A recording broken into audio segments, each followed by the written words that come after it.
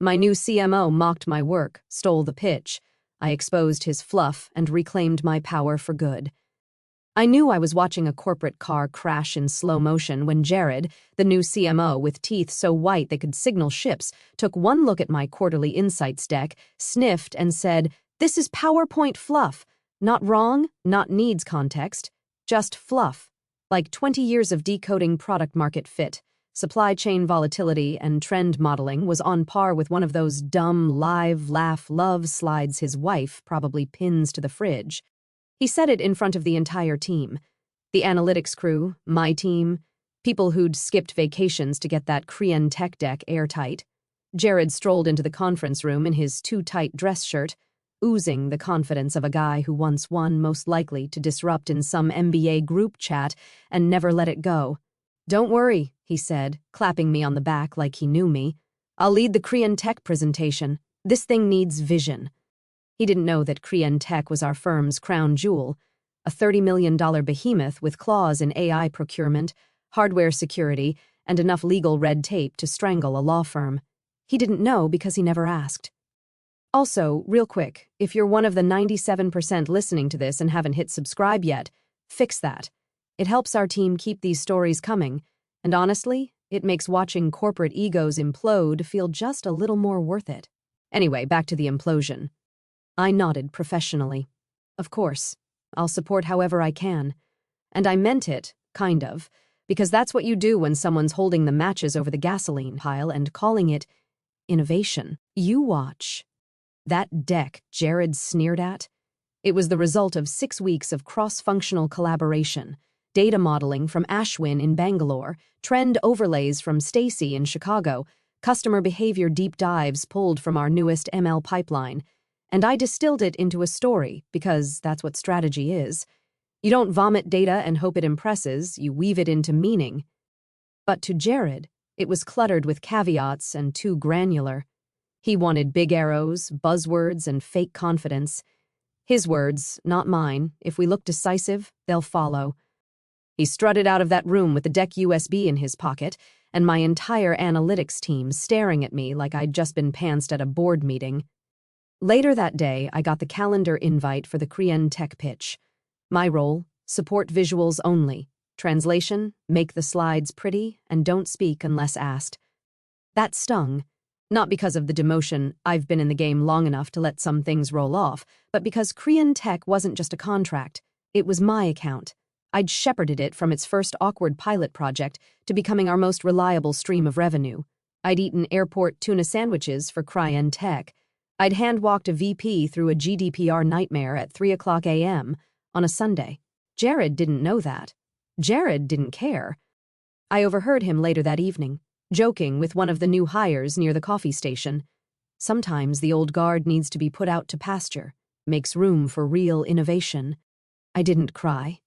I didn't rage. I opened the bottom drawer of my filing cabinet, pulled out a notebook with a cracked leather cover, and flipped to a page I hadn't touched in years. The tab read, Miranda CC. What Jared didn't realize, what he couldn't have realized, was that Korean Tech's CTO, the one he was so excited to impress, was Miranda Chen. And Miranda?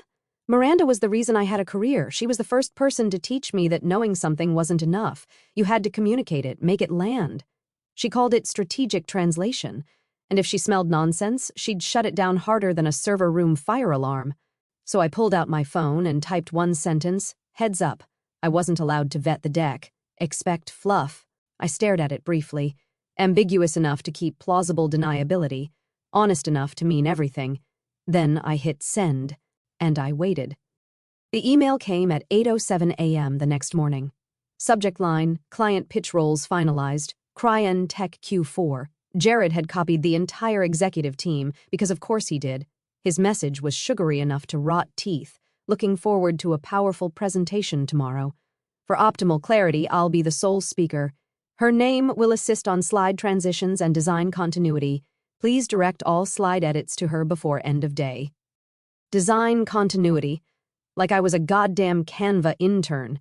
I used to brief Korean Tech's CTO on regulatory impact models. Now I was reduced to glorified button clicker. I didn't reply. just stared at the screen while my inbox filled with well-meaning pings. Sorry, this sucks. You good? He's a clown. Good? No. I was surgical. Calm, like a pressure gauge about to blow. At lunch, I sat in the break room, forcing down a chicken wrap that tasted like cardboard dipped in regret. Across the room, Jared was laughing at something, probably himself. He paced around like a motivational speaker with an invisible mic. I heard snippets, gotta trim the fat, modernize, too many cooks in the data kitchen. Then I caught it, clear as the tear in my dignity. Sometimes the old guard needs to be put out to pasture. The intern beside him laughed too hard. Jared slapped his shoulder like a frat brother. I folded my wrap into the trash and walked out. Didn't say a word.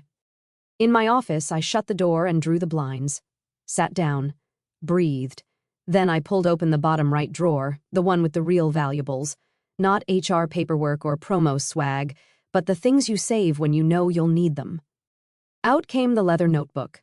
Edges curled, smelled like thyme and ink, a little water damaged from that Denver data center flood in 2014. The gold-embossed label read simply, Miranda C. Inside, pages of handwritten notes back when strategy still happened in conference rooms with whiteboards, instead of Slack threads and emoji approvals, diagrams, market ecosystem charts, Krian Tech's original pilot rollout plan from 2011. Notes in her handwriting, don't pitch, teach. Confidence is fine, but earn it with clarity. I flipped to a sticky note I'd saved, you're better at this than you know. One day you'll be running the room, and they won't even realize until the contract's already signed. I didn't cry, I almost did, but instead I pulled out a pen and added a new note beneath hers. They still don't realize it. I spent the rest of the day doing what I do best, cleaning up other people's messes. Jared had loaded the Krian tech deck with so much nonsense, I had to rebuild the foundation from scratch. One slide literally said, "Data is the new oil," like it was 2009. Another included a funnel graphic labeled Customer Obsession Zone. I had to resist the urge to add a footnote, also the name of my true crime podcast. But I did my job, quietly, thoroughly, because when it all burned down, and I knew it would, I wanted my fingerprints nowhere near the ashes. That evening, I got a Teams ping from Jared. Hey, just looked over the final deck. Nice polish. Remember to leave me presenter view tomorrow. Don't want to fumble on the transitions. I replied with a thumbs up emoji. Nothing else. Let him think I was licking boots. Let him believe I'd been neutered. Because if Jared knew anything about Miranda Chen, he would have known this. She didn't suffer fools. And tomorrow, he was bringing a PowerPoint slingshot to a nuclear strategy meeting with my mentor. God help him. The first time I met Miranda Chen, I was 23, fresh out of college, and stupid enough to think pivot tables were a personality trait. She was already a legend by then, CTO of a Fortune 100 company known for firing vendors mid-call if they tried to mansplain latency. I was the new analyst on a cross-functional nightmare project with a name like Next Horizon Synergies, which is corporate for, we don't know what this is, but someone already told the board. Everyone was too scared to present our janky prototype, so they shoved me in front of her, because I smiled a lot. I fumbled, stuttered, almost said bandwidth penetration when I meant network bottleneck. Then, mid-sentence, Miranda raised her hand. Stop. I thought that was it. Career over. Back to living with my sister and her pet iguana. But she leaned in and said, "You're talking like a white paper." What do you actually mean? I blinked. I mean, if we don't fix the sync issue, it'll crash when more than 10 clients log in at once. Good, she said. Then say that. She took over the whiteboard and had me talk while she drew. Boxes, arrows, cycles. She narrated back to me what I'd been trying to say. It was the first time I understood that being smart wasn't enough. You had to translate, make it land. That day, she gave me her direct number. Next time you're forced to do someone else's job badly, call me. And I did. Often. Over the next decade, she became my compass. She never gave hugs, never told me I was doing amazing, sweetie. But she trusted me, gave me real work, let me sit in on contract reviews and watch how she disarmed smug execs with one question, What problem are we solving exactly? We once spent 6 straight hours on a hotel floor in Atlanta reworking a supply chain integration for a government client. She ordered fries, not salad. She swore like a pirate when data broke. And when I got promoted to lead analyst, she emailed a single line, "Keep your knives sharp. They're not done testing you." I still have that email. Back in the present, staring at Jared's carnival funhouse of a pitch deck, I thought of that night in Atlanta. Miranda scrawling boxes while dipping fries in ketchup, me realizing that strategy wasn't about flash, it was about accuracy and nerve. So, I opened my phone. No overthinking, just muscle memory. I typed, "Brace for Fluff." I wasn't allowed to vet the deck. Sent? 3 minutes passed. Then a reply pinged through, noted. That was it. No emojis, no punctuation. But I could hear her voice in that word. Flat, unreadable, and loaded like a round chambered quietly in a boardroom revolver. I exhaled. The gears were turning, and I was no longer angry. I was ready. Let Jared ride into battle in his shiny LinkedIn armor. Let him hold court with his future state synergies and data as destiny slides. Miranda would smell the BS before he clicked the second bullet point. And when she did, she'd look around that boardroom, straight through the smoke, and remember who taught me to see through it too. The room was colder than usual. Boardrooms always are. But this one felt surgical. Korean Tech HQ was all polished steel and Scandinavian silence, the kind of place where even the air seemed under NDA. Jared loved it. He strutted in 10 minutes early, flashing veneers and handshakes like a discount game show host. "Miranda!" he beamed, gripping her hand with both of his like she was his college roommate's mom. "So thrilled to be here.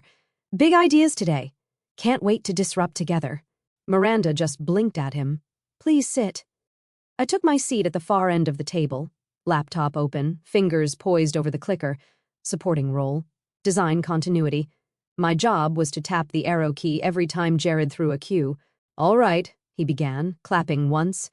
"Let's talk vision." Slide 1, a gradient triangle labeled Innovation Stack 2. Jared's baby, not a single metric on it, just verbs in circles, accelerate, optimize, transform. Slide 2, a timeline that somehow showed revenue tripling without explaining how. Slide 3, stock images of diverse hands shaking in front of floating charts. I glanced up. Miranda's expression hadn't changed, still blank, still controlled, still watching. Jared launched into a monologue about horizontal disruption vectors and next-gen bandwidth loyalty. It was like watching someone try to win a spelling bee with made-up words. The Korean Tech CFO scribbled something down. "Probably kill me." Then he got bold. "We believe your current analytics layer is under-leveraged. Our internal estimates project a 4 times ROI once we inject our proprietary synergy protocols." I nearly dislocated a rib holding in my snort. Miranda adjusted her glasses. "Your projections are based on what dataset?" Jared beamed. "Well, we built an extrapolative model using a blend of sector benchmarks and sentiment index proxies." That was the moment. That was when I saw it. A flicker, the faintest upturn of Miranda's lip, like someone who just caught a child trying to hide a broken vase behind their back. She nodded. "Proceed." And oh, did he. He hit slide 19, the 5 pillars of partner synergy. Jared was sweating. His upper lip glistened like a glazed ham under studio lighting. The room had turned quiet in that dangerous way, the way a courtroom does when the witness suddenly starts contradicting themselves. I clicked to the next slide, heart like a metronome in my throat. And that's when my laptop pinged. A private message from Miranda. He's clueless. "Pulling the $30 million contract. Are you free for lunch tomorrow?" I stared at it. For a second, I forgot how to breathe. Then I looked up. Neutral face, neutral hands, neutral heartbeat, or close enough. Jared was still talking. Something about aggregated client friction zones. I looked across the table at Miranda. She wasn't even watching him anymore. She was watching me. I tapped the arrow key. Next slide. Jared didn't notice. He was too deep into his own words' soup, swimming through nonsense like it was genius. And I I sat there in my little corner of the boardroom, silent and still, while vindication bloomed slow and warm like a sunrise behind my ribs. Lunch tomorrow. Oh, I was free. Jared bounded into the elevator like he'd just secured a billion-dollar acquisition instead of torpedoing a long-standing partnership. Nailed it, he declared to no one in particular, slapping the brushed metal wall like it owed him a high five. Miranda totally vibed with our vision. Did you see how she nodded at the ROI slide? Dead center bullseye, that's what clarity looks like. He looked at me, eyes gleaming with sweat-slicked victory. And you? Solid clicker work, very fluid, nice rhythm. I gave him a small smile. Thanks.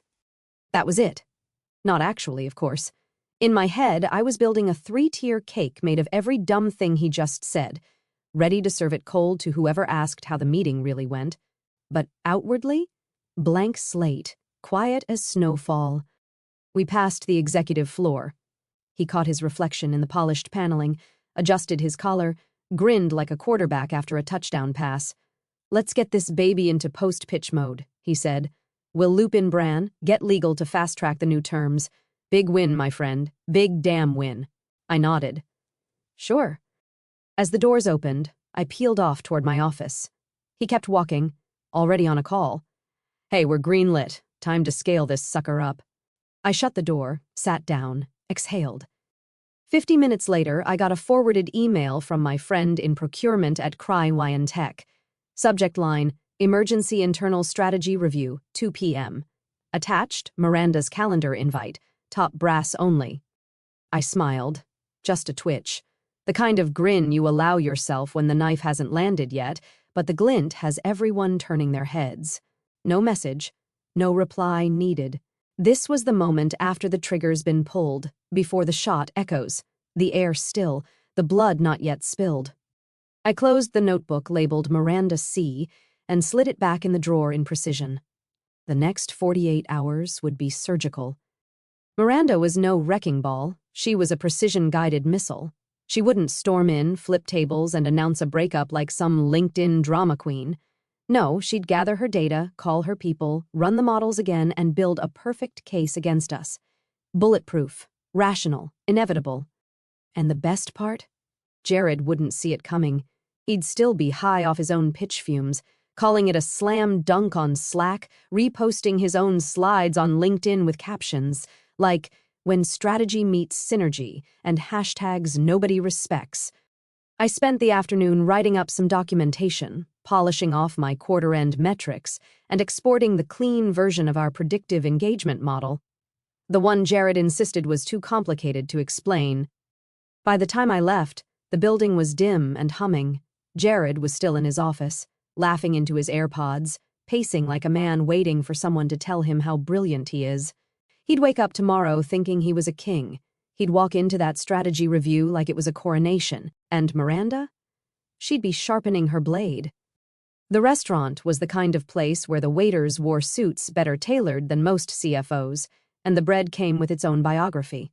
Soft jazz played somewhere behind a wall of greenery. Everything smelled like lemon oil, ambition, and freshly signed NDAs. Miranda was already there, sitting in a sunlit booth by the window, swirling a glass of something French and expensive. She didn't wave. She didn't smile. She just tilted her chin slightly, the Miranda equivalent of a bear hug. I slid into the seat across from her and barely got my coat off before she said, "You're wasted where you are." "Good afternoon to you, too," I replied, cracking a smile. She sipped her wine. He actually said protocols out loud, like he thinks that's a thing.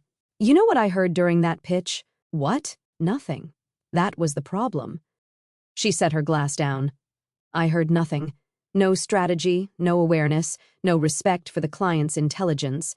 It was like being sold a new religion by a man who didn't believe in gods. The waiter came. She ordered steak, rare. I followed her lead. She pulled out a sleek black folder and laid it flat between us. "We're rebuilding," she said, top to bottom. "Our digital architecture's bloated. Our roadmap's fuzzy. I need someone who can translate complexity into clarity, and who knows where the bodies are buried." I opened the folder. Inside, an org chart, an implementation timeline, and a contract. It had my name on it. Triple my current salary. Executive title. Direct report to Miranda. No sales pitch. No begging. Just precision. I blinked. You already wrote the contract? She nodded. I assumed you'd say yes, and if you didn't, then I'd be questioning your intelligence. I laughed, genuinely. God, I missed that. Not just the sharpness, but the respect. The way she treated knowledge like currency instead of decoration. I closed the folder. This is big, she leaned back. Bigger if you don't come alone. That pulled me up short. I raised an eyebrow. I've seen your team's output, she said. And I've seen what Jared did to it. The good ones will follow you. You trained them. You protected them. Hell, I bet you still bring them snacks when they work late. Sometimes it's burritos, I said, deadpan. I like burritos, she said. But I love loyalty. I want your brain, but I also want your gravitational pull. Poach who you need. Just keep it quiet. I took another sip of wine, swirled once, the way I'd seen her do. Give me a week. She smiled then. A real one. Small. Deadly. We didn't toast. We didn't shake hands. We just sat there. Two women who'd survived the corporate trenches, quietly planning a coup over filet mignon and structured ambition. Outside, the sun cut hard shadows through the glass. Inside, I began writing names in my head. People who deserved better. People who were tired of being told their fluency in data was too granular. People who knew how to make complexity sing. Miranda took out her phone, typed something, and slid it toward me. It was a Slack message Jared had posted not 30 minutes ago. Korean tech is eating out of our hand. Next stop, Q1 expansion, baby. Hashtag synergized, hashtag AF, hashtag Allen. I snorted. He's not going to know what hit him. No, Miranda said, reclaiming her phone, but he'll feel it. And by then, he'll already be irrelevant. I folded the contract, tucked it into my bag, and finished my wine. It tasted like leverage. I submitted my resignation on a Wednesday morning at 7:12 a.m. No drama, no tearful farewells, just a plain email with a subject line that read, Formal notice, resignation effective immediately. The body was 6 sentences long. I thanked them for the opportunity. I noted my appreciation for the team. I listed no reason. I offered no forwarding address. I didn't CC Jared. I walked into the office 50 minutes later like it was any other day. Smiled at the receptionist, tapped my badge, dropped my laptop, badge, and a neatly labeled USB stick on HR's desk. My files are clean, I said. Everything's backed up on SharePoint. She blinked. Oh, okay. I left before the rest of the floor filled in. No desk cleanout, no coffee farewell, no corporate eulogy in Slack with emojis and platitudes about next chapters. By noon, I was a ghost. That night, I texted 2 people, Sasha and Ellie. Sasha had been with me since the early pilot days at Cryentech. She could wrangle a dataset like it owed her money and had a gift for making charts feel like storytelling instead of punishment. Ellie was newer but brilliant, quiet, precise, the kind of mind that found patterns where others saw chaos. The message was simple. I'm out. Korean tech and play. If you want something cleaner, sharper, and worth your time, let's talk. NDA required. By Friday morning, both of their resignations hit HR. No overlap in phrasing, no drama. Just 2 of the firm's top analysts vanishing into the mist. Jared didn't notice until someone from the finance team pinged him asking why the Q4 forecast modeling was missing critical components. His reply, leaked to me by a friend still inside, was classic Jared, it's all under control. These transitions happen. Forecasting will resume shortly. Sure it would. By whom? The summer intern who still thought SQL was an allergy test? I didn't gloat, not outwardly. I didn't post a cryptic quote on LinkedIn or reflect on my journey. I didn't signal anything. But inside, I let the satisfaction settle, low and slow like bourbon heat, the kind of triumph that doesn't dance. It waits. Back at my apartment, I had the contract signed and couriered to Miranda's office by noon. The return envelope was already on my desk, with Korean Tech's seal. I went for a walk downtown. No particular direction, just long strides and cold air, and the quiet hum of a machine I'd spent 20 years building finally beginning to collapse under its own arrogance. At some point during the day, Jared posted a selfie to LinkedIn, him at the office, sleeves rolled, whiteboard behind him full of buzzwords in red marker. Caption: sometimes the best way to forecast the future is to create it. Hashtag leadership, hashtag data-driven, hashtag vision 2025. The comments were full of the usual suspects. Speak it into existence, King. Love the grind. I saved the post to my phone, not because I needed proof, but because one day, when someone asked me what hubris looked like, I wanted to show them that controlled burn. Let the office stay quiet. Let the questions pile up. Let him scramble to fill holes he didn't even know existed, because the detonation had already happened. He just hadn't seen the smoke yet. It started with a calendar nuke. Every exec at the firm got the same invite at 8:03 a.m. sharp. Subject line: emergency Korean tech contract termination debrief. No agenda, no explanation. Just, all hands needed in conference room by 9 o'clock. Mandatory. The CMO showed up 10 minutes late, tie askew, lips pressed into that awkward, almost smile people wear when they think they can charm their way through a car crash. By then, the room was ice. The CEO sat at the head of the table, jaw tight enough to crack molars. Legal was there, finance, even HR. That only happened when someone was about to get eviscerated with plausible deniability. Jared shuffled to his seat. All right, what's the... The CEO cut him off with a single sheet of paper slid across the table. Korean Tech's formal termination notice, effective immediately. Korean Tech is ending all contractual engagements with your firm. We no longer believe your team aligns with our strategic direction. Any future collaboration is off the table. There was no thank you, no regretfully. It was cleaner than a guillotine blade. Jared blinked. This must be a misunderstanding. We just had a phenomenal meeting with them. The same meeting where you pitched ROI from an extrapolative model built on sentiment indexes and LinkedIn polls? The CFO snapped. Someone at the table snorted. Jared's eyes darted to the corner. I followed the numbers. What numbers? The CEO growled. We've lost $30 million. That account was half our Q1 growth projection. They didn't even ask to renegotiate. They cut us off like we were a phishing scam. Jared tried to speak. His voice cracked. They must have misinterpreted. I had full confidence in our deck. The CEO turned to the legal team. Were we notified before the termination? No, said a woman with the posture of a firing squad. The letter came directly from Miranda Chen's office. No room for negotiation. The room went still again.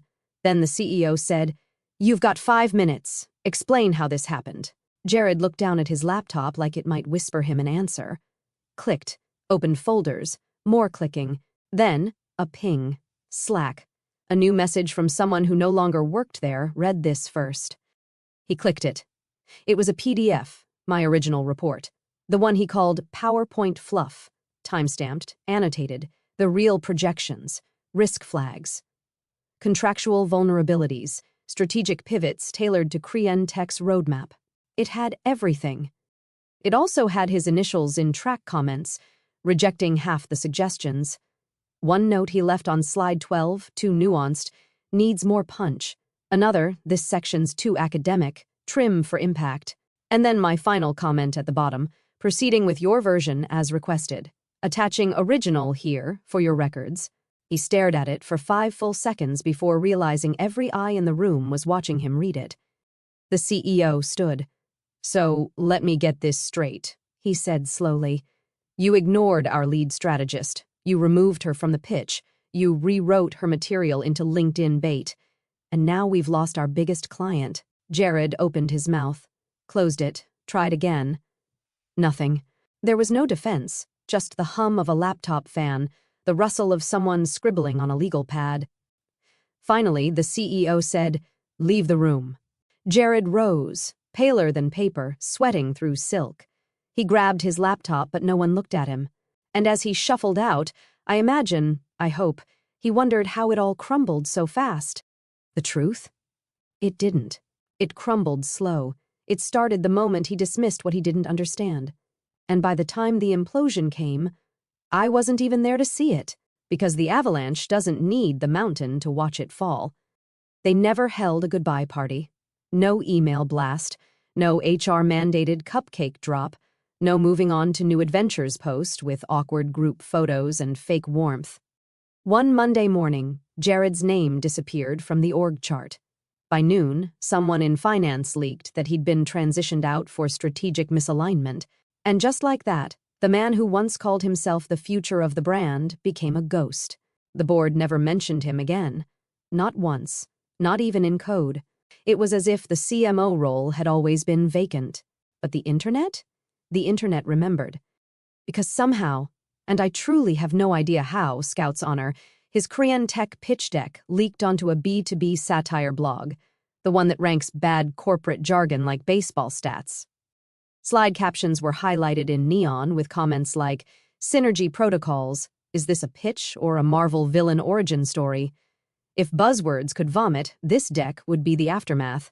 Within 48 hours, the firm's stock dipped 4%. Not catastrophic, but enough to sting.